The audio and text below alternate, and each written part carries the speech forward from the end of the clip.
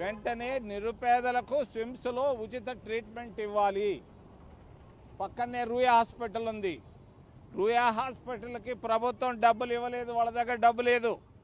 మేము అడుగుతున్నాం తిరుపతి దేవస్థానాన్ని, మీ దగ్గర అలిపిరి దగ్గర ఉన్న బిల్డింగులు మాకు ఖచ్చితంగా ఇవ్వాలి, ఇచ్చి తీరాలి, రాబోయే బోర్డులో మీరు పెట్టాలి. మేము తీసుకుంటున్నాం, మీరు ఇస్తున్నారు.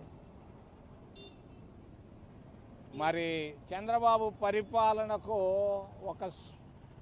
ఒక ఉదాహరణ ఇస్తున్నా. కూటమి ప్రభుత్వం ఎలా పనిచేస్తుందనే దానికి నిన్ననే నేను తిరుమలకి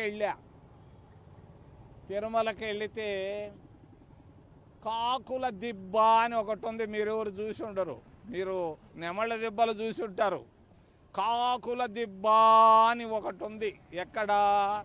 తిరుమల తిరుపతి దేవస్థానానికి ఒక రాయి సిరేసేంత దూరంలో. కూటమి ప్రభుత్వం మరి ముఖ్యంగా తిరుమల తిరుపతి దేవస్థానం పరిపాలనకు అది ఒక గొప్ప నిదర్శనం. కాకుల దిబ్బ పోయి చూడండి మీరంతా.